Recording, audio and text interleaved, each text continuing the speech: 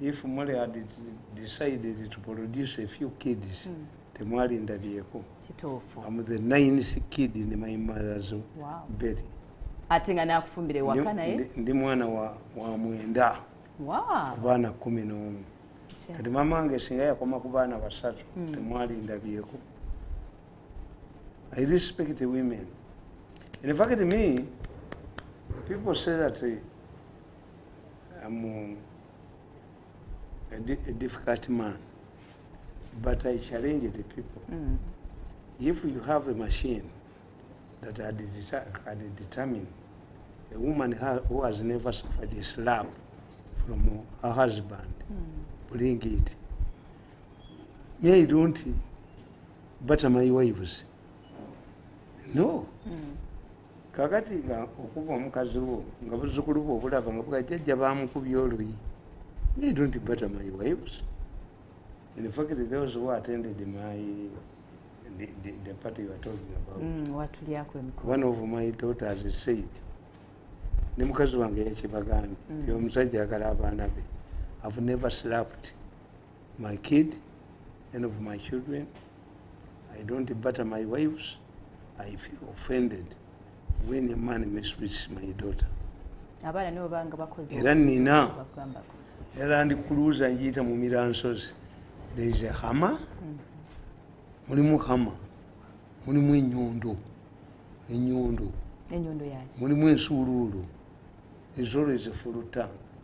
If my daughter rings me, Tata Gundi Yankuba, I just come and we exchange blows. Why? Why do you beat your wife? Gwenga Mirundi okoze ekyokutumbula abakyala. Abakyala? And what do we do?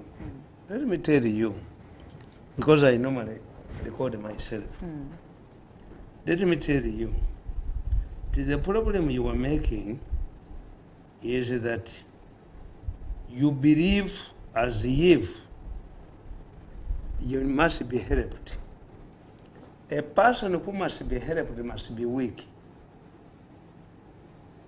If you think that we have equal opportunities, then why do you weaken women? Additional marks. When you go to the university, a girl should get this and a woman should get this. Then you are consolidating men chauvinism. Prove to yourselves. But when you celebrate a special day for women, are we having a special day for men? Because it comes from the Bible. God created the man first. And when the man was not happy with the environment, God realized that he was not happy and created a man. Chobala abasira mbaga nti ebyewunda bya Mungu. Kakati mumino okuprovinga otherwise. Nti efimere kulu yevuze ennyonyi olwaleero. It means there is a problem. Why don't we celebrate a dominant day? Very kulu. Government in the President Museveni. Ekoze kinene nnyo okulanga etumbula. Anti okutumbula kyeki. Okuyimusa. Yanti kitegeeza you are weak. Why don't you kutumbula yourselves? Twetumbula. Me, I don't believe in this. Why? Nti girls defeated boys. Mubigezo. Kitegeeza you are not equal. It's a surprise. Muyaba mawuli mutimanyi tibasoma propaganda. The moment you say the president was accompanied by his wife, then it means usually they don't move together. Why do you say that the president in South Africa was accompanied by his wife? This means that it is unique that the president for the first time, because there were rumors that maybe they had divorced, so the president has moved with his wife. Propaganda, Kakati, why do you celebrate a special day for women? Why? If we are all equal, we carry the images of God. The moment you get a special day, people with disabilities must be helped. People with what must be helped. People with what you have. Me, you cannot categorize me in a group that needs handouts. No. No. That's why when the president appointed me senior advisor to the president, and they started to move as a thought that I was in need of help. I refused to go there. An advisor, I did political science. A handler and an advisor are different. An advisor, does Museveni call his advisors for consultation? This means it is a dumping place. It is a nyumba enzadde. Those who have acquired wealth, they are given a tag not to go to the opposition. Because I was young, I refused to go there. Me, I don't benefit from things that I intended to help you, to help me advance. I have a head. Oh, Kati. So therefore, if you continue celebrating those special days, you continue celebrating those special days. Valentine. An African man, do I have to buy a red flower for you? Watching it. Our love is expressed in bed and in our conduct. But I cannot buy a chimoli for you. Europeans kiss each other in trains, in planes, but they register so many divorce cases. Therefore, me, I don't believe in these things. These Europeans, what they want is to celebrate a special day and get commercial benefits. Christmas was a day for pagans. Are you aware that Christmas was a day for pagans who used to worship their god of the sun? But once the businessmen realized, you burn candles, Christmas carols, what? Then the Basomi captured it. Because these special days for women, they in fact a disservice to women. Why do you have a special day for women? Awe now, tujasoka tumule muku. Hot cup tukira Baba TV. This is a special day for my daughters. They are all equal. They defeat my sons. TV wachabazinga bwabusoga, the big story nze Subulkia nga tukudaguza olunaku lw'abakyala omwezi ogw'abakyala era nga olunaku lunene lwakuba ongena kuto mwezi munana omwezi guno wazira Baba TV kuno mwezi guno twasize okuba nga tetuguwa abakyala era kulwa mnange sa Simon Miyanga Rotaya ninze asaze okuba nga ate negemera mu Tamale Mirundi. Me, I don't believe in this. Not at all. Because once you give a special day for women, it means that you are not equal. Let me tell you. Ako kawala kange, akafu first class Makerere Biko, kasinza abalenzi bonna waka. That's good. Including me. I got an upper second degree. I missed the first class by a few points. Naye kakati ngende nkole embaga nti omukazi asinza abagundi. She has the brain. Era oyo omuwala gwolaba oyo gwe natwalyako bloka 99 nkube metron omutwe engwasi yali anzitidde omwana. When she went to Makerere University, she was given a bogus degree sponsored by government. I told the man, Professor, this is an insult to my family. We don't do such a degree. We have the brain. The only thing you have, women, we protect you. Men love women so much that they are protected. But these Bazungu and those people are excited have not made research. For instance, when you look at the history of Uganda, my tribe, nationality, there is a woman called Nanono. Nanono was married to Chibuko Mumbale. Chibuko Mumbale would fly. Uganda was fighting against Bunyoro.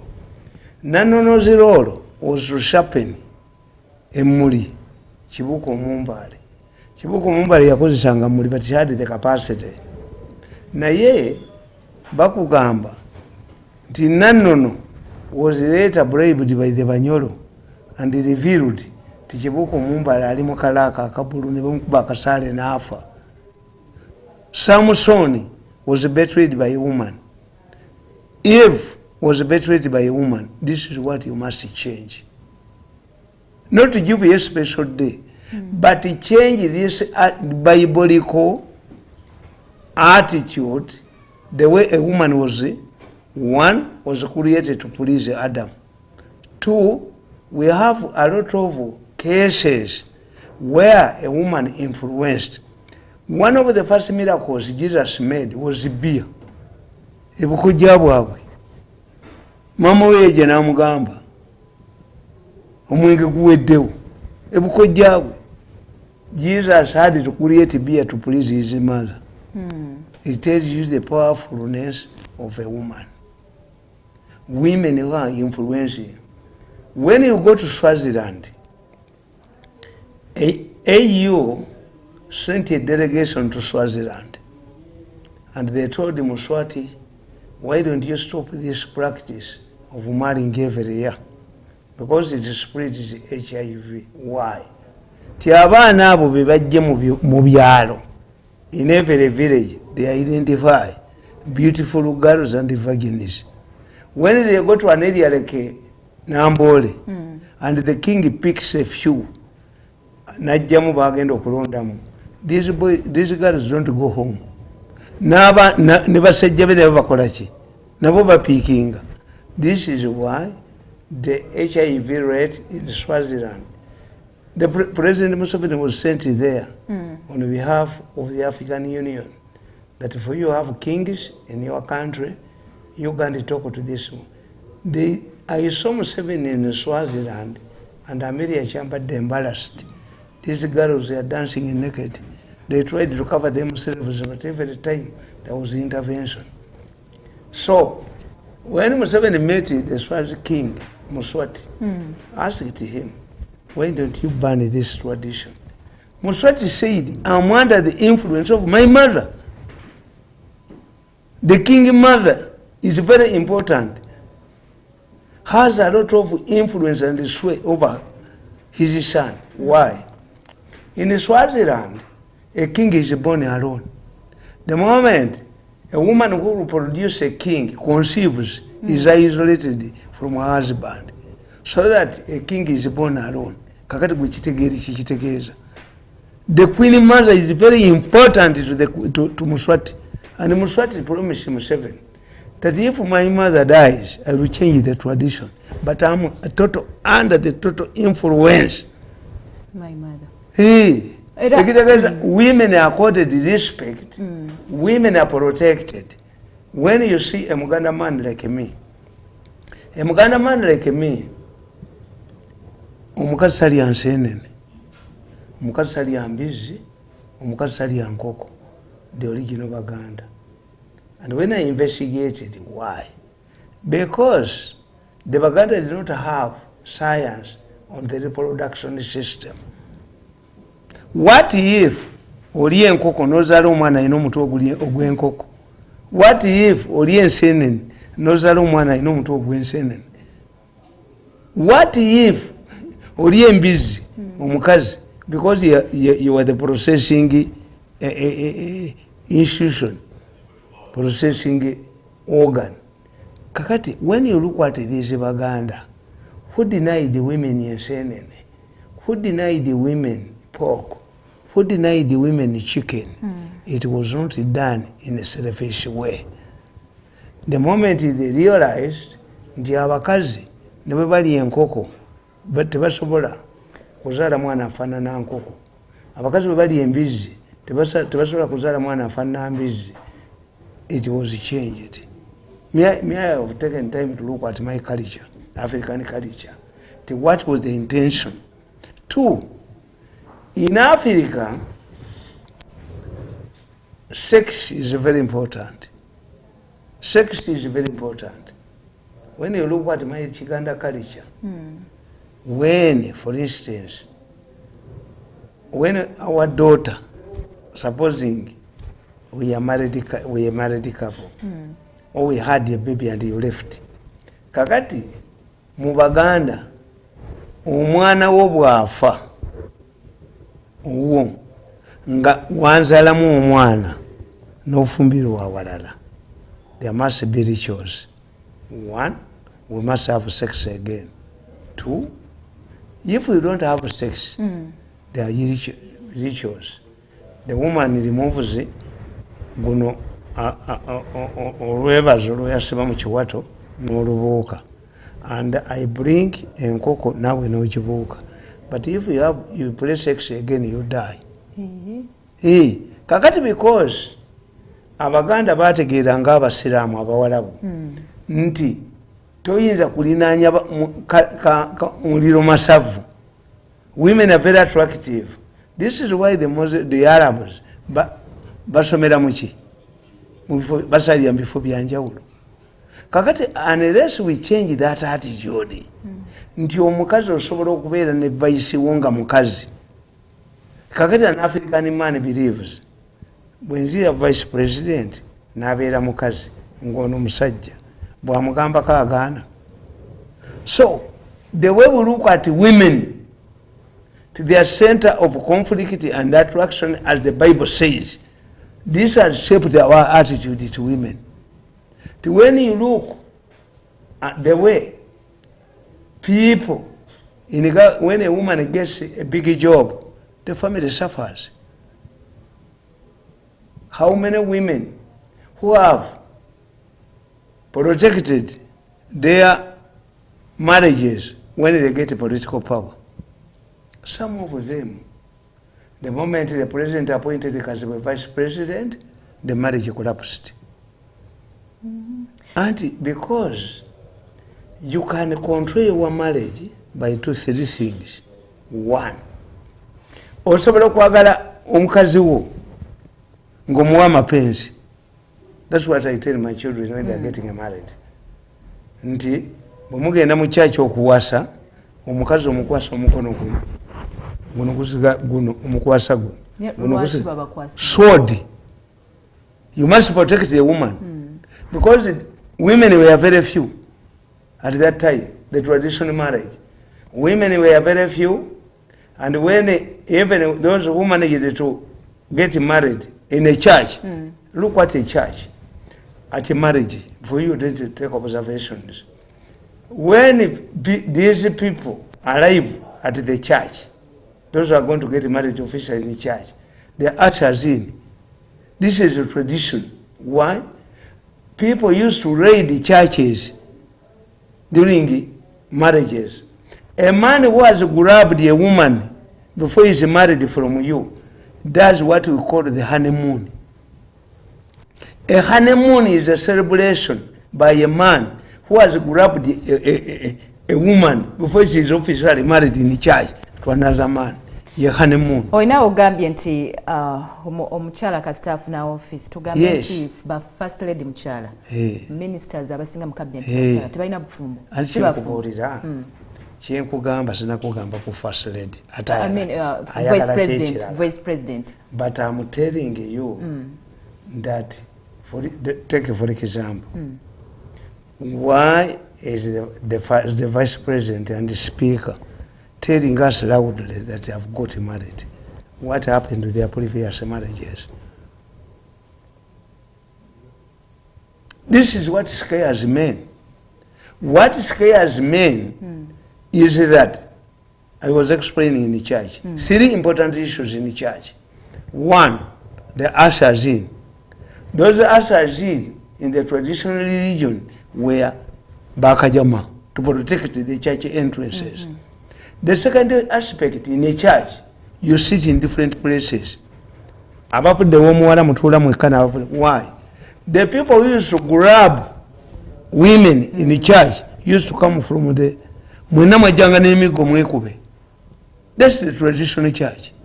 3, when the girl is brought by the father, amuja kakatimba mwanzibye oba yoyo. Because in our Chiganda culture, if they are twins, you cannot, Babidi cannot get married before Nakato cannot get married before Babidi, the elder one. This is why this Babidi, who sings gospel songs, is cursed. She grabbed a husband that had come to marry Nakato, who you mukazi kumulaba mu parliament, ya baba wa munne, kuba it is embarrassing. In Chiganda culture, if Nakato gets married before babiri, your brother comes as a sweeter nakutwala. Very embarrassing to make a way, because Nakato cannot get married before babiri. So babiri, that woman who even came to parliament, and that's how has been cast. Yabo musajja wa munne. Naye nga omusajja abbibwa. Omusajja omutuufu abbibwa. Yamubba. Anti yayita sobola kukkiriza ye muto wa musooka okufumbirwa. Bwakusooka okufumbirwa mu Kiganda culture, mwenyoka ajja n'akukimawo ngazza okuwasa. What happens later is embarrassing. Nakato to get married before babiri. So babiri grabbed Nakato's husband. And that's why Nakato cast babiri. Went to parliament and yafire. Kakati ekyokusatu mu church. Omukazi omukwatira ku guno gwa kitala. Men used to go to churches with the swords to protect women. So a woman who was grabbed from a church, the person who has grabbed her organizes what we call a honeymoon. That's the traditional one. What I'm explaining is the image of a woman in society. Bwogenda mu Europe, toyinza kusangayo kifaananyi kya mukazi ng'asitami. Naye by'abasajja mubisangayo. These are our mothers. A woman, ne bw'aba azaala mu public ng'olubuto lumuluma, women come up ne bamukolerawo ki? Because a woman's private part is protected from childhood. Omulenzi atambula n'aleeba eti empewo emufuuweko. In fact, in my case, omwana nga omulenzi omuto bw'abakeera ku makya okufuka to urinate nambawo ayima akaveya n'ensimbawo akati. Ndabe oba alina amaanyi oba gakendeera. Ate nga olwedde amazzi ofuka mupima. Opima oti? Abaana tubasiigako omuzigo abaana abalenzi. Nze abaana bange abalenzi mbawa ku supu w'ennumba to be tough. Abawala si bibakola. Okubeera ataafu muki? Anti kyenkubuulira. So kakati, it is not only organizing special days for women. What you have to do in the American army, waliwo muyizi erigenda osoma Israel, you go and read the history of Israel. Diane, the female prime minister, who was very dangerous. That's why when you read in the book, ababye mwabaddemu n'omukazi. Why? Women are not supposed to be thieves. Kasita munaakyusa ekyo. Is a kuru, kati wenda kusoma mawulire. A kuru, ey'ennyonyi, manned by women. Are you not supposed to man crews? Are you not supposed to be pilots? Why do you have this hanger on? Why are you humiliated? The government is humiliating you. That is helping you. No. Special marks for girls. It is intimidated. It is intended to tell you that you are weak. Me, when I'm developing my children, I don't tell them that you are weak. No. And the Baganda have what they call Chakula Sajja. Chakula Sajja is a woman who is not manufactured for marriage. Look at the Catholic Church. Abakatoliki bayina abagolezi. These are women trained to get married, and they have nuns for different issues. Soldiers, now with the command of special forces, is a woman. But you can't celebrate.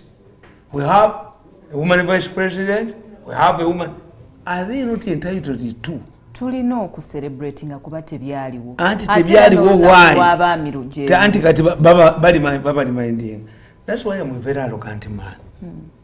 Me, I'm arrogant and proud. Even if I tell you, if Museveni appoints me minister, and you come to my home and say, the president has appointed you a minister, I don't change anything. I cannot slaughter my chicken. I'm entitled to that job. I'm educated. This is why I went to school. I know in politics they tell us, know yourself, status and bargain for advisor. No, I cannot be an advisor of Museveni. How many times has he made does he meet his advisors? The intention of advisors is to give you a political tag and to ensure that you don't welfare. But a handler is different. A handler is different. Kakati mwe, diye nkokoyo, nabanja yagamba, nalimba nduita lunaku lwa kulimba. Can I become a prime minister? This way you will die. An MOP, if you are in a seminary, it means you become a pope. The climax of a seminarian is a pope. Once I become a member of parliament, I can become a minister or prime minister. It's not a favor. This is how I look at it and how I'm arrogant. Tojja wange kumbuli. Hey. Olunaku olwaliro wajidde mu biti bibiri. Ndaba FDC, ndaba yero. No. I dress according to my suits. Kofiira bbiri eya yero n'eya bulu. I popularize Mwesigwa, but Mwesigwa has never given me a single coin. Even when I was organizing my party, ey'abaana bange teyampadde yadde ekikumi. Obadde oyagala ako? Mu popularizing lwaki saagala amuvuganya kukwata power. I've injected a lot of publicity in Mwesigwa. In fact, many people believe that Mwesigwa knows me. I doubt whether Mwesigwa knows me, but I've never had a contact with Mwesigwa. Tekisoboka kubanga teyakusiimye batekwaddeyo baasi. Ati yali yampadde ki? Anti twabadde bannamawulire. Nti nze mu popularizing why for myself future. When I look what Mwesigwa's rivals, one of the reasons is why should you support something must be a selfish reason. Ba rivals ba Mwesigwa. Kankubuulire ggwe, you were a woman, you were my daughter. Nsibambi used to talk highly about her, the rich Nsibambi prime minister. But when this woman died and married a new one, he was talking loudly. I prepare a bed for her. I do this. I do this. When you are getting married, are you getting married to a partner, to a friend, or to somebody who wants to satisfy himself or herself? What's the basis? Kakati, one of the reasons why you should love your husband or boyfriend must be a selfish reason. Ennaku zino abakazi mugamba akasajja kaavu naye kalina waaka. Kati Muhoozi alina waaka. Kakati ze Muhoozi muwagira. Zino enkofiira za ssente nnyingi nnyo. Enkofiira zino za ssente nnyingi. N'oteeka muntu atakusasula n'omuteeka mu ssente. Yes, why? When Muhoozi becomes a president, he will ensure my future. Yogera ekituufu. Yes. Naye otuuno nyiddeko ku mutwe nonnyoolako n'ajjako pulogulaamu zange. Ekitegeeza onanjooka nonnyooko nonnyoolako na blockinga ssente zange. Then I will be in a worse situation. Ne bw'obanga mu family y'abali. Are you married? When you are married, ojjanga muba in-laws bo abali kuyamba nga bala afudde. Ti oyo mulamu ye we can defend me. One of the reasons why we should support something must be a selfish reason. Nti at least Museveni yankanyuga kasasiro. Nankanyuga kujiri kitiko basula embwa. Oba naye wamudde. Olina okubanga olina kye wamukola. I have security. Nina security.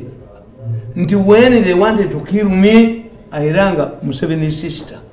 At that y'abaana bange, Museveni's brother came. And that's why people are confused. Even my elder brother was confused. He says you are complaining, but here is Museveni's brother. N'emmotoka gy'ovuga n'abakuumi b'olina. Anti kikutegeeza gwe tekimanyi. There is a conflict over me in Museveni's family. Some people say yatukolera.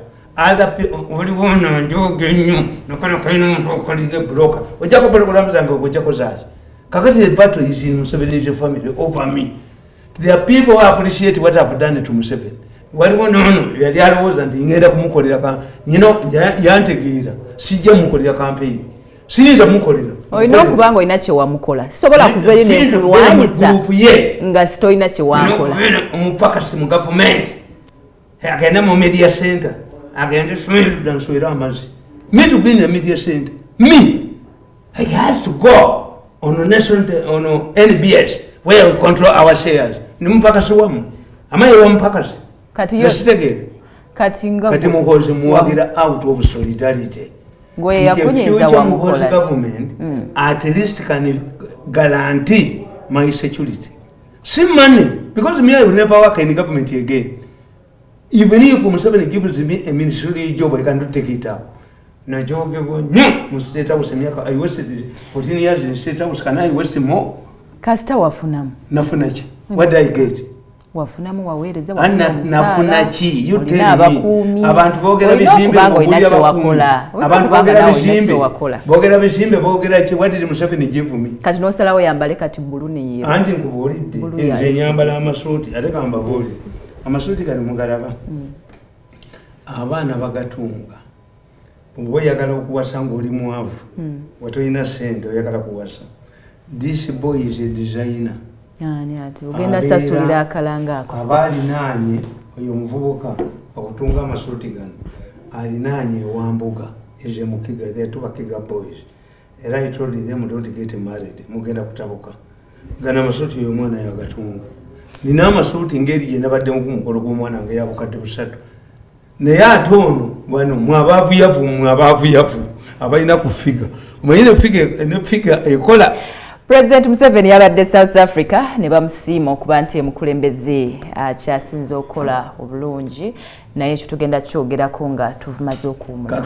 Baba TV obwakyabazinga bwa Busoga katuwumulemu the big story Subalukia nga ndi ne Tamale Mirundi. Busoga the big story Subalukia ndi walala banga simba gaineni. Gwerukia. Kakati Lukia katusamalizing. When you move with that mentality, the government has helped you to uplift women. You were wrong. Who did the Indian government help Indira Gandhi to become prime minister and to produce prime ministers, which was not a kingdom? Did the government of Bangladesh uplift the women to enable Bandara Naik to become prime minister of Bangladesh? And even appointed Mamawe? Did the Pakistani government change rules and the Minister of Gender, which would be a Minister of Equal Opportunities, to have Bhutto? Those government zonna ezifuze Uganda, government ya Museveni yesinze. Anti yenkubuulira no. Government ya Museveni yesinze. Government ya Museveni yesinze okwonoona abakazi. Etya. Why? Mbosoma psychology bakugamba nti singa akakoko tekebojjera G with the beak does not develop kafa akakoko kayina okwebojjera eggi lyako kafulume era kajja nga kayina emmere kamazaako 24 hours. The beak to develop akakoko kayina okwebojjera eggi lyako. There was a man nakisoma mu psychology ti omusajja atunulira kokoloki. A cockroach is always white nga bagizaala eri ku kisenge ne stretching. The other man said, let me help it. It died. It did not complete its cycle. The person, let me tell you, in Arab countries, women cover themselves. How come that the girl who engineered, who led the revolution that put Bashir on the political heap was a woman who has encouraged women in Saudi Arabia to drive cars, to participate in elections? If we are propelled by somebody, then it means it's not a revolution. A revolution must be internally. But once you say, that's what I tell you, when Museveni appoints me a minister, I don't slaughter my chicken. I'm entitled, I have the brain. But others, Prime Minister, yali aliyita lunaku lwa kulimba. Kati bwe yagamba, let me take the oath with my husband. Me, I'm not changing it at all. There was a time when I went to somebody and paid me 50 million. A check of 50 million. The man said, why are you smiling? Why should I smile? Do you think this is the first check of 50 million to have landed into my hands? Even if it had not happened, but you cannot take advantage of me. When Mutesa became president of Uganda, he donated his salary to the Kalamajongo. But what the Kalamajongo did, the Kalamajongo did not recognize this anywhere. They looked at it. Shall we waste Kalamajongo at independence? Shall we wait Kalamajongo to develop? The Kalamajongo refused. If it was Uganda, if it were Baganda, they would have declared Mutesa in one of their clans. But the Kalamajongo looked at it differently. Why should Mutesa donate his salary to Kalamoja? Are they not this in Uganda? Yes. Ebyoninga twabiza ensonga don't tie the moment you say that Museveni has helped you, then you are not done the work. You force like a kakoko mwekubire jiri ya mwe mufulume. This is when you remove like me, arrogant and loudly. Nobody has helped me to get where I am. I'm a self-made person. I was a newspaper vendor. Since omukyala asoose okukyaza ndowooza nange nasambya samba akaji. Don't believe. In fact, you did it wrongly in the introduction. You would have said, we are now working in shift. I'm now with the person next time, and don't go. Share with Muyanga. Now that Muyanga has given the opportunity, temuchiteka wanted lunaku lwaki muddeyo mufumbiro. Batujja mufumbira ate muddeyo. Olunaku lw'abakyala abasajja be bafumba nedda. Olunaku lw'abakyala kati nze ngenda okubeera waggulu nedda. Ekyo kitegeeza bakuwadde buwi. Me, I don't believe in these things. This is why obadde ombuuza abaserikale naki the government stopped long time ago to put fuel in my car. Naye bakuwa emmotoka ate oyagala bakuwe enju bakuwe n'omukyala kyogolema n'omulenzi tayinza kunjooga ebyo mubijooga bakadaga mubijooga bano bwe mufiidinga. I am capable of looking after my family with or without government facility. Tosobola tubuulira kituufu. Nkubuulira ensonga ya Nuupu ndi mukozi omuvubuka Mwesigwa yavuddeyo n'agamba Nuupu ye yamukuba omuvubuka yava n'agamba nti abasirikale bamuwamba ne bamutulugunya yabikyusizza. What is happening? In fact, I pity people like Kasayija. I pity people like Nabanja. I pity people like these ministers. In fact, let me tell you, you are discussing symptoms. In fact, if I get a chance of meeting President Museveni, I will tell him, do your cabinet a service. Tell Mwenda to address Uganda's cabinet. Mwenda agenda yogere mu cabinet ya Uganda, not Changwanza. Lwaki? And then voted. Me, I watch their meetings. We have two groups. Tuina group ey'aba realists. Tuina Mwenda, tuina Uncle Sam, tuina Professor. Tuina group ey'aba Nabanja temanyi kiri mu nsi. Kijja kugwa badduke bino bakasajja. The arrogant group yaba Nabanja yabaje. I'm a prime minister. Nyizo kubba ebyange mumpe ekitiibwa. See a issue.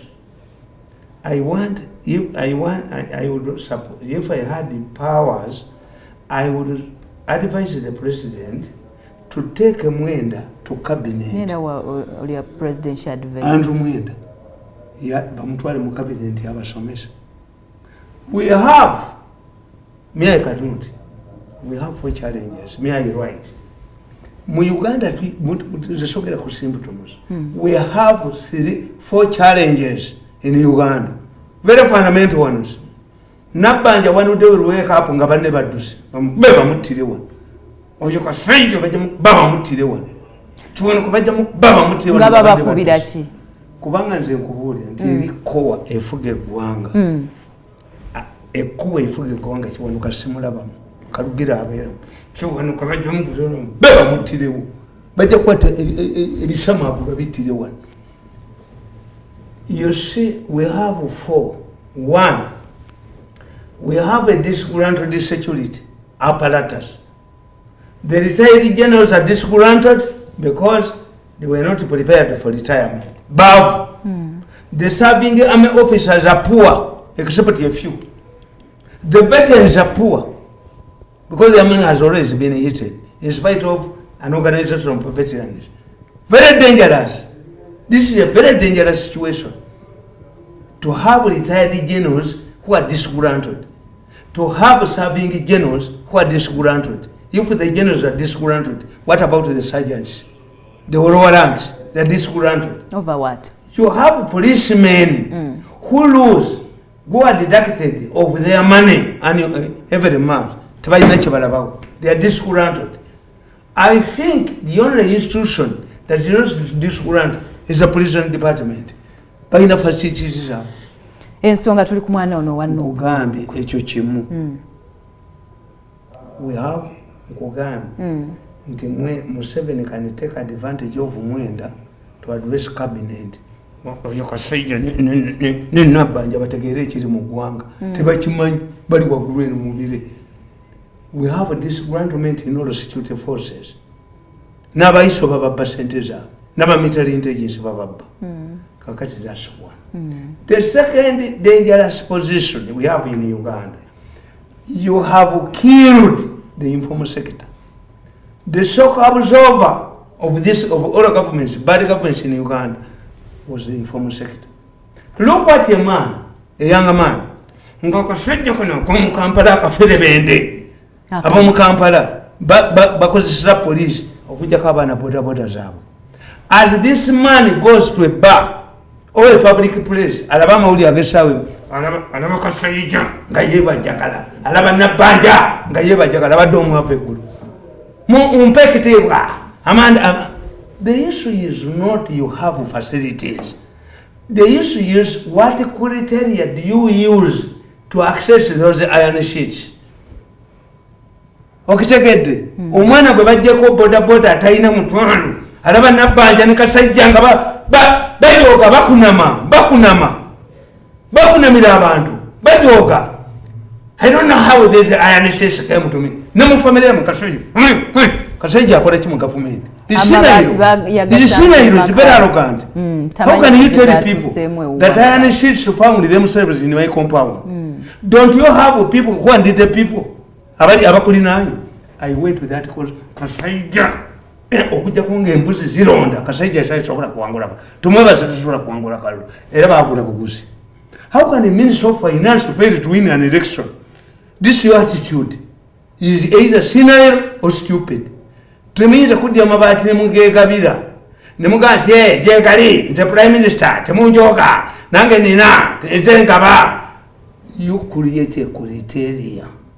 Kyova olaba ne baminisita tebaafunye kuba balinamu kaguruupu kaabwe beegabira ku WhatsApp. Kakati nkugamba you have invented the private sector. 3, because of these anti-people policies, to grab ennyanja mu Benvuuta, to grab nabaga nti ekiri mu Ankole. I watch Banyankole meetings in their language. Naye enkoni eyoba mu Ankole, enkoni eri mu Ankole kunyama amata n'amaliba enkoni mujja kulaba abakutte emikolo Minister Goret Tutu yasabye addeyo yeetereza akomewo annyonnyole bulungi ku kino. The first point, a very fundamental issue, the popularizing Bobi Wine. Bobi Wine is nurtured, is watered by government mistakes. Yes. And Bobi Wine has an advantage, has a following of the youth, especially in the centre. Governments are not overthrown in the villages. You cannot overthrow a government in the community. But people in Nabagamba, Bobi Wine is very dangerous because there's a large following in the city. Even bad governments have failed in the cities. And when you look at the voting pattern, we have 2 million voters in Kampala. but a district like Chotira in abalonzi emitwalo eki eyina omukazi eyina ne constituency abo bali wala naye musite mwenyini muno muni ku bantu nimbanyolako kana kusajja kafodembe nekabambikiza kana babantu omwana ono atudde wakanga gwe kasajja gwe omujjako bodaboda ine omuba sente ze agenda okulaba nga bakunama. If you strip yourself naked before drunkard men, you are raped. These people are inciting Ugandans to start to ignite a revolution. Bacha kujika mchibuka mdukema saba obujozi bwamungu mbajoga kakati nkubuli anti ezo factors zirinya. How do we solve these factors? Enyezo. The fact that the veterans, the serving army officers and the ranks and the file of the military, the policemen are hostile, are disgruntled. Then you come to people like me who are very disgruntled. That's why I like it. Saleh did not condition man on me. But what a billion billion I not to deny but to try to trade this, but that's one. Kakati bano bagundi bano scandals. Scandals are intended to demobilize the people, to incite the people. Ati mamenyese handling. A scandal must be followed up by punishment. If you reveal a scandal, tibabya mabati. Bali bade kati parliament duka no gundi ono prime minister duka bani baduka. You have created an inquiry. Why do you shout at us? Kubana nabanja namulabye akugamba nti ayina mabati mu office ye. How do we access that mabati? How do we distinguish the two? The mabati for Karamoja and your mabati. Need to moment you mukola. You are inciting in the population to riot. People who power in the no would do clip would do connect. No nyumba yoche wamu. Kubanga timuchitege day. Nti ever since I went to Saleh, my family is suffering from tremors. Why? Basaturating a room and Saleh and the billionaire said, Buli mukazi azinsaba ziruta. Buli mukazi azinsaba n'abaana. Saleh akuba the billionaire sente eriwa. Ati buli agende wa Saleh afuna sente. Ati kyenkubuulira. Kakati kyenkubuulira ekyo kyennyini. The political tremors, the social tremors that are rocking my family. Just for going to Saleh, where is the money from Saleh? Everybody is asking, Kakati society chebuza. How do we benefit from Mabati? Mugawadde baki? What's the criteria? No, kubanga tamanyi kiri kunsi. That's why I'm telling you, when I see Mwenda ina gundi kakati kankubuli. Ebyo byonna is possible. When kubati kosa deception njagala mbabuulire oyo omusajja bye yayogedde n'akugamba nti bali bazanya bubadde bwabwe. Do you remember a man who appeared in an animal t-shirt nga bamukubye musumali mukama? Okyamujjukira? Do you remember this man?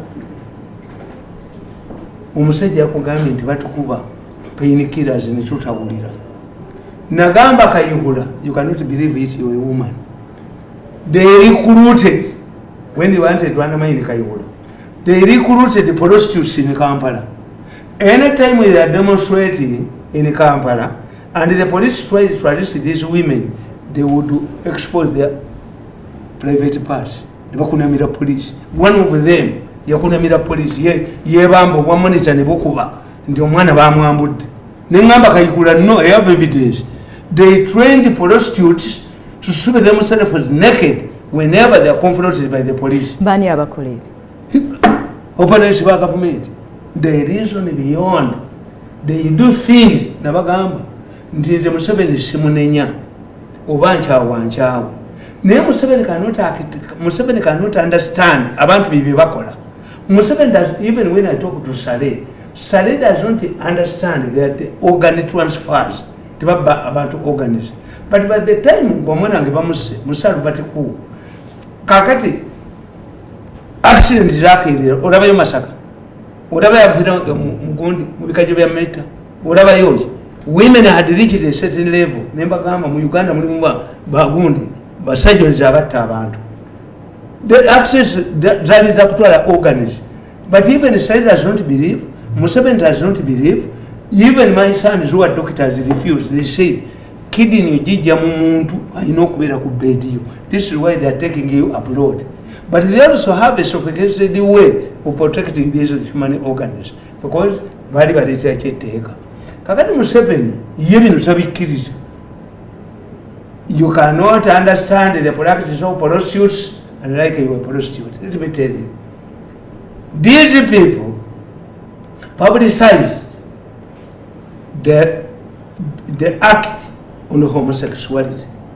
Museveni yaita mu press conference nangana you see these Europeans unless you tell them it your mother something they cannot understand kati bakuga nti yalifu nti bakutta omusajja mulamba one of their members bamwade billion mbwagenda bakole naye muli you are stupid you are in parliament you are idiots how can you get one man is writing a law for you yecha atamanyi ono wagundi nti he will never step in America these people are running ono ye kati bamuwana fattening him why doesn't this law which has been we have been hearing Kazimba talking about homosexuality on which level talking about homosexuality how come that the government is not in the initiator how come that the bill that was assented to by the president you are now realizing that it had no quorum why don't you amend it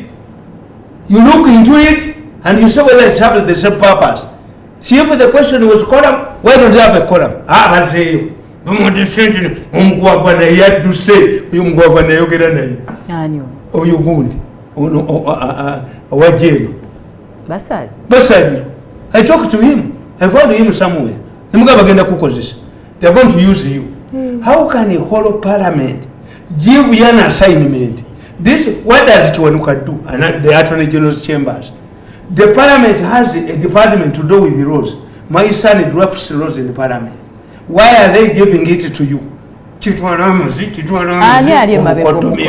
abaganda tulina olugero badira omukono bamuteeramu amazi mugayita mutya mu lusoga amazi kakati otegeza ki kyennyini basatira bamutisa amazi g'okunywa amazi nagisi basatira bamutisa nagisi amazi bamugabise how can he assign one man is basatira an expert in law you appoint Rugunda chancellor you appoint the other man who failed the Minister of Finance, Makere Vice Chancellor. Basal is the lawyer. But why do you forget about Dr. Kindu Makubuya, a professor? Basal is the lawyer. Tasana Kubera professor, Tasana Kubera Chancellor, a person, a dean of law, Makere University, PhD, Yellow University America. Rugunda Yavera, a guru. These are government institutions. Yerukunda Avera, Unumune Avera, Chidu Makuya Tavera. Unumamwetisiza in Nagis. Who you? If you are telling us that there was a law, what's wrong with this law? Why don't you bring it back? What if Museveni has sent it back? Bamukutene Nagisi, or you must say Bamutise Nagisi. Besize lawyer basalirwa abakiikirire. How many times has he been involved? Balabyenga. Some are very brave people. Waliwo omusajja eryantonde yeeyokera obutunda bwe nadda ku mutunda n'agamba bannaye muzeeyi nyamba muzeeyi obutunda bwange baamutemye has a lot of debts eventually siyafunamu. Even abroad there is a man in America, in Britain, killed his wife, omukazi omukadde atwale pensioni ye bw'amala omutta n'agenda mu banka n'abbamu sente kuba omukazi was a bank manager. Yeesiba emigwa neesiba emigwa abamawulire ne bamusanga nga yeesibye emigwa until a police officer looked at this man on TV. Please you killed my wife and he took the bank money. At least bring the bank money.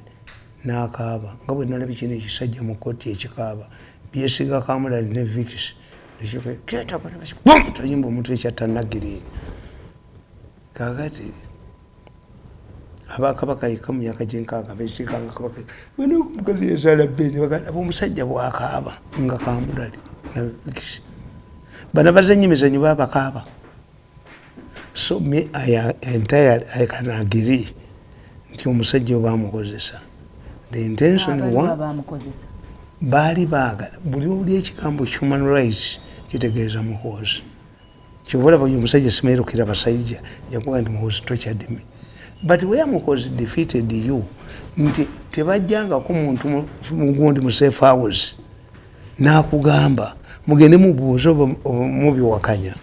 Abasajja be bajja mu safe house ne babatwalira w'amayuba ku kizinga nga subi abalimu baba tubenamala okuboogerako nti abasajja bali ku kizinga erw'amayuba balima baba twala ku kizinga ekirala bambi bagenda okulaba nga ekizinga bw'obeera ku kizinga kiriniya bawuga baali babatadde mu crocodiles saabali 4 of them in Uganda.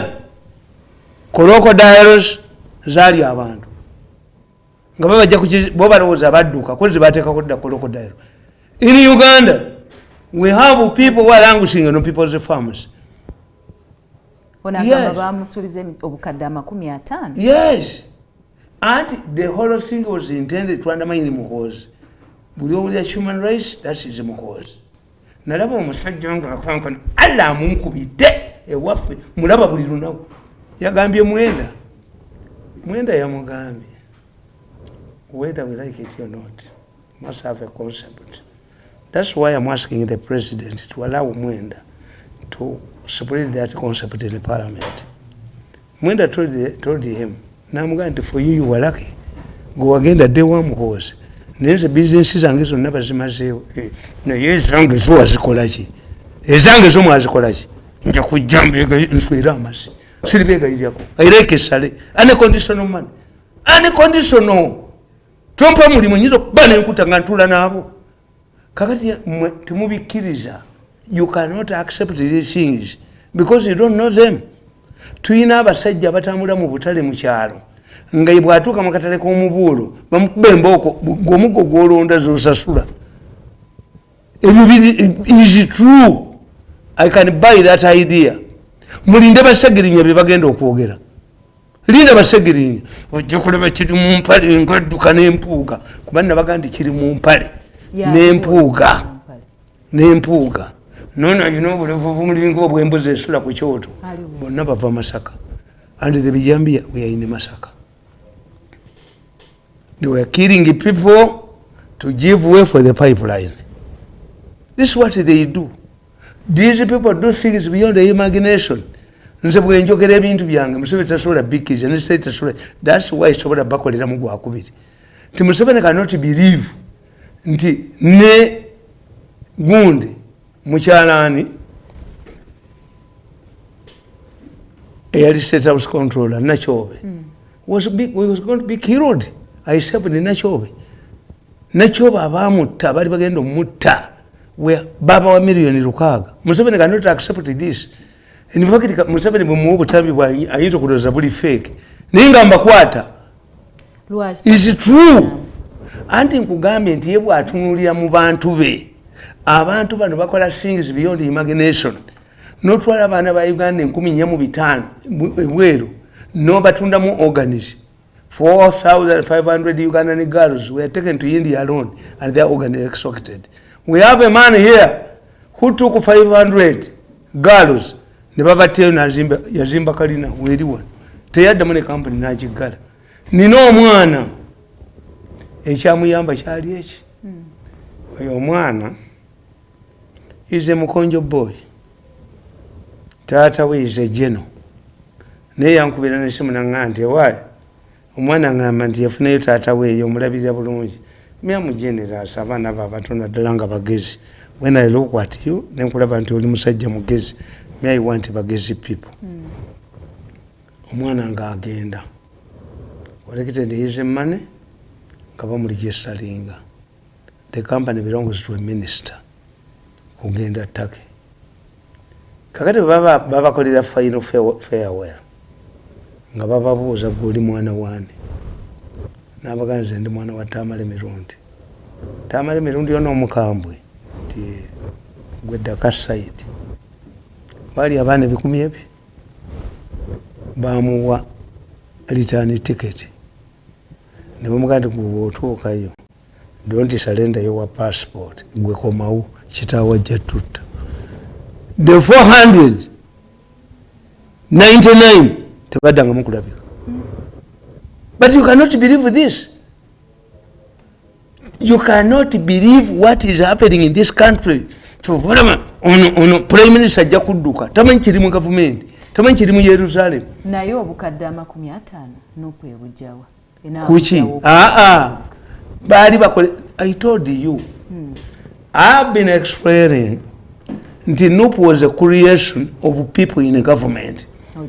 And when Museveni realized that NUP was a creation of people in the government, yabakozesa endagaano.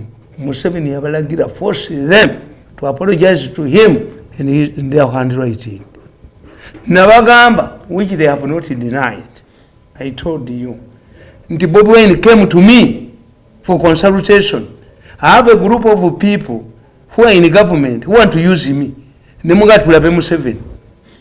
Tokolagana nabo nakizemu nga ne bibikulu wali. Nemuga ne bibikulu yaje wange for consultation. Radio delayed and why was killed. Radio delayed. Radio contacted me. But before he came to me was killed. He rejecting a deal way. Bibikulu nenji mugana. Bobi Wine okujja okubanoonyeza okukola ekibiina ekivuganya Museveni naye nga kireeta ababaka ba parliament. Bobi Wine bamuwa bilioni 5.8. Agamba tasinkanangako Museveni. Nkugambye Bobi Wine yasinkananza. We tried in the initial stages. Ne chairman najja Nyanzi. Nga Bobi Wine tayagala kwetika musalaba gw'abano. Namugamba abantu bajja kuddukako. We were prevented from seeing Museveni. Kati Bobi Wine Katonda agenda omuyamba asisinkana Gundi Amsterdam. These people did not know that Amsterdam is a recruiting office of CIA. Bobi Wine kati ali mu America era bano mbalaba nga batudde. Bobi Wine is consolidating. Yes, Bobi Wine is consolidating himself. He is popularizing himself. Yes, kubanga mwe mutaddewo mujoga abantu mubye ettaka mubye ennyanja mubye ennuni mubye buli kamu akasajja kafudde embeko mu Kampala ne Kisaka bakutte bodaboda z'abaana mubye obutale. That's why Bobi Wine has a good advantage. Nabino nimwe nabimukola. Bobi Wine is him as an individual. Nabagambi Bobi Wine is a widow who is facing hostile in-laws. When a widow is facing hostile in-laws, she cannot follow pregnant. Tochikolanga. Kasita widow afuna olubuto. Aba awadde justification balamu bomugo bamu property. N'abaana bayiwa n'olongeeki. Kati ono Gundi ku Lusuumu tasobola kubeera mu bintu bya muzaata kubanga is already married. Kati a scandal that can kill and undermine Bobi Wine ye scandal gye yeekoledde tajja gikola. Why? Bobi Wine alina ssente z'Amerika tayinza kwenderera mu bufumbo. Bobi Wine muto. Bobi Wine yalekayo dda okukola Gundi bwaba ebyenjaga byonna byemugamba ono kazimba nalete nono wekirevu Bobi Wine Museveni abawe ssente. The Anglican Church stinks more than Basias. President Museveni asobola okukikkiriza ekyo abazungu bawe Bobi Wine ssente ajja mu ate ka Bobi Wine asalidde amagezi. Bobi Wine was recently invited to Kenya by an organization that had an office in Uganda. Mwaji closed. The government closed it. Bobi Wine was invited by a UN agency in Nairobi with its office, not here. You closed it. Unless you study Bobi Wine, we are 4 people. Ababalemi. Muhozi yabalema. Why? Muhozi mwadda mu media. ne mumwogerako mutamiivu muki yeti yabaanukula nevakwataka tegule n'ento yaako ezo flabuting military rules gundi n'avaayo okulayije ono n'avaayo gundi tadongo ono yinenga omutwe okumulinga engalabi tango odoyi. But because what has done is circumvent you. I was watching them saying that Muhozi has established security branches in all the areas of Uganda without which are more powerful than the NRM branches. Mulibapi namabate mugabua. Where do you expect? How do you expect an NRM activist at least akakumbika UPC katuka kuchalo? At least akagoyeka UPC katuka kuchalo. Hiro bicycle zatuka nemwe namabate mugegabira yena bajalo zanti muumbo kwa mmeri. You are inciting, you are arrogant. In fact, what you would do, you go to your committee, your parliament, which is wrong. A monkey cannot decide a case involving a forest. There is no way you can put up an inquiry to surrender these people to side which you used to do. Kakati nkubuli anegamba, Bobi Wine. Yameze gundi ameze. I'm anticipating a 2-horse race between Muhozi and Bobi Wine. Kubanga mmwe byemukola byonna kakati ono yali akola mu abaali bakola ebintu bya Muhozi nti mu mwanda mayinenge. Kakati tiimu yali ebikola yali eyagala Muhozi. Kakati somebody who wanted to become president has lost a good day. That's why there is a crisis in government. Bamujjako amakampuni konna bamujjako contracts zonna. That's why I saw him telling Mwenda, for you are lucky. I'm being squeezed. Is it one squeezing? Nendo fenku mungalo. Nakasajja nenkwongera sente bakunyigire ddala. Wamanyaba emyaka 10. Gwe. Bobi Wine. Olaba okaba kati. Okobanyaba emyaka 10. Nemujja muntu kalinga ebbuloka. Nawe ojja kuwandagala enfu. Bobi Wine mukwanugo. Muhozi mukwanugo kati kubabiri bano. Ande ngobolidde. Ogenda kutuwagira kani. Let me tell you, me know. Bobi Wine cannot defeat Muhozi. That one I know. But Bobi Wine is also a good force. Yes, but wabera ne mujjawo. Empisa ozikyusa musajja addayo. This is what Ruto has told Raila Odinga. We need an opposition to check the government. Chovolaba nti ono kuva ni batayebwa bani. Batayebwa group ye yabano. Oyo yokundi oyo prime minister kigenge kyankuba bukulu. Chovola oneka mutwala tali nnyo oneka ali mu group eno. Tayebwa ali mu group eno. Chovola banna muganza agende. Why? Namuganza yabadde agenze mu America. Nga Abamerika baagala kuteeka sente mu National House. Yalina okuba aveewo batekewo owaabwe. You know these people, preemptive.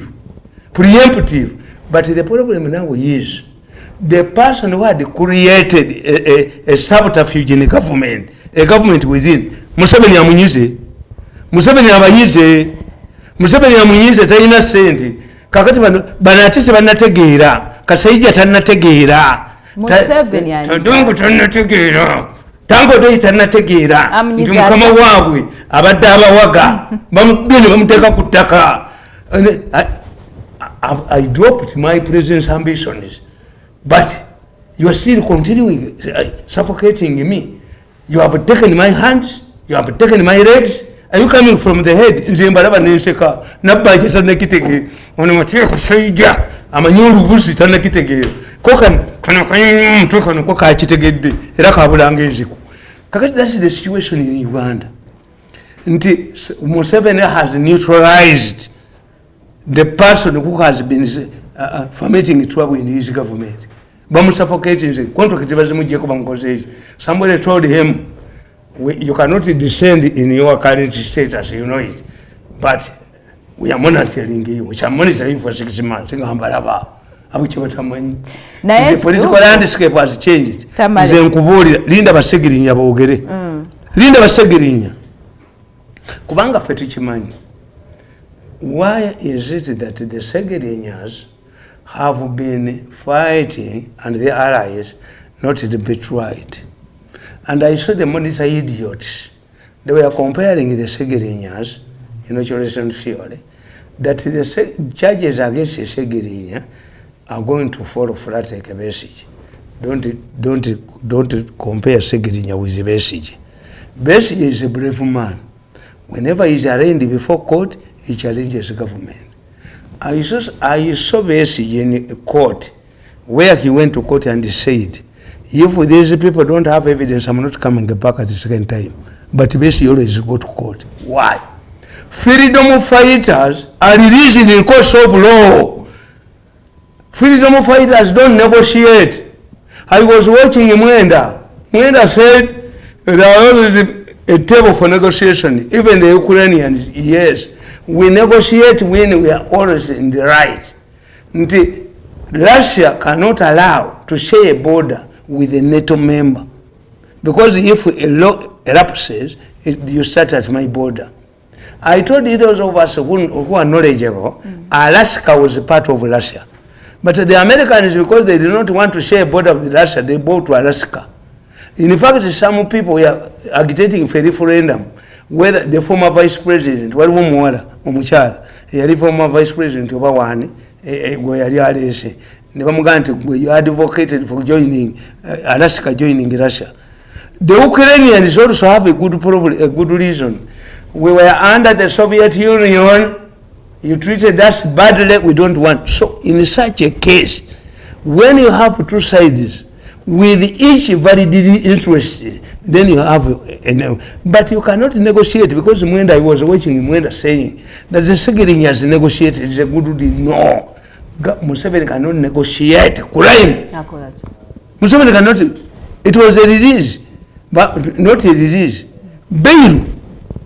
But so that government here but a day, you see, what if Segirinya had died in the prison over Oyogund? Alan. It would have boomerang to the government.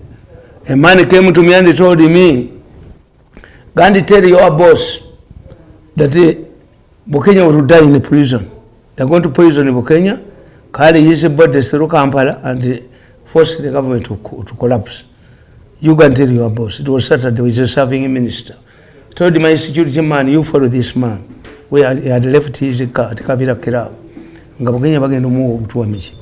So if Segirinya went over them, had died in the prison, if the government realized that these people are going to who die in the prison, or in a bad shape, because Museveni might have been told that these people are in a bad shape. You don't know Museveni. When Professor Newton Ojok was arrested, he was the personal assistant or the next in command with Rakwena. Museveni told his aides to buy suits for this man, to appear in a press conference as a wound.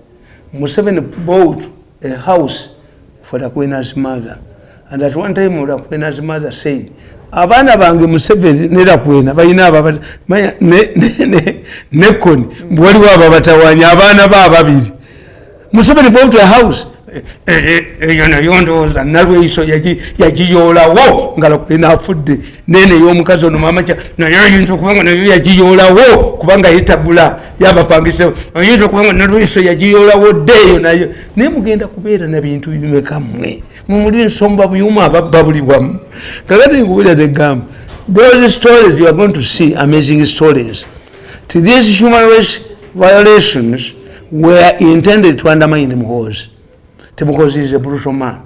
I have recordings where somebody was saying, why they are choosing me of being in charge of this gund?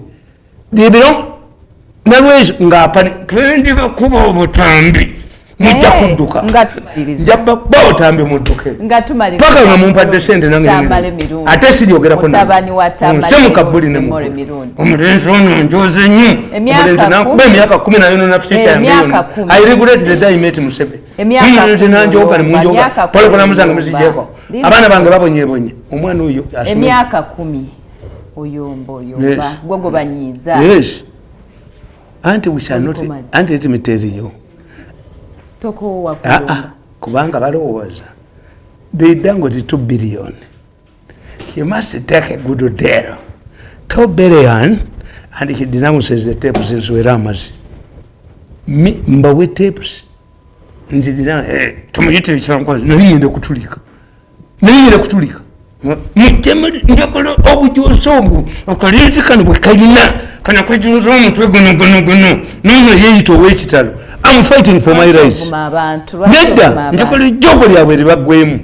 You think I'm a happy man? Emyaka 10 omwenyabonya ne bizinesi zange zonna one day will come on his knees. I will never come on my knees. So mbabuulira ekituufu nti I'm happy now. The political landscape has changed. The center has carved in. The big story. The subterfuge. The big story. This is why I'm telling you. TV. People like the Prime Minister who are not knowledgeable in Jerusalem. Prime Minister Nabanja. Museveni, the President. Nkubolire mama. President ayambe ba Nabanja. Ayambe ba minister be. Mwenda ayogere mu cabinet. Ababuulire the current situation. Nabanja ajja kubeera wano nga bali badduka dda. Nokubajjamu kwatira nga bali badduka dda. Mwenda is knowledgeable. I've seen, I watch their meetings daily. Mwenda knows what is happening in this country and what is likely to happen. Because the Nabanjas don't know. Twina betuyita ba plain dwellers and mountain dwellers. The Nabanjas are mountain dwellers. When you are near a mountain, you don't see it apex. Nabanja doesn't know what is happening in the government. Mwenda knows what is happening in the government. This man who is very perplexed about the future knows. So I'm telling you, my suggestion is, Museveni should invite Mwenda to address the cabinet and tell them about the challenges ahead, which I have told, enumerated. Until we have a disgruntled military in retirement and in the service. We have a disgruntled veteran group that is also there and influential. The war lasted for a short time. We have a disgruntled police force centered on Bako, Babasalako Musara. Disgruntled. We have a radicalized and emerging radicalized youth. Yabanupu bemubyeko emirimu gyabwe nemutwala ennuni even ino wamwankole enkoni bamwankole lwa matanama wali wangambye nti fembi twambadde yero wetuvaano ntwalako tunyumye ate tubyogerera wano waliwo agasajja bali baweereza programu ku radio Uganda kati ng'eriyo omupiira tebyamanya nti bikyali kumpewo ekibuli kikanje katumaliriza tugende ompeeko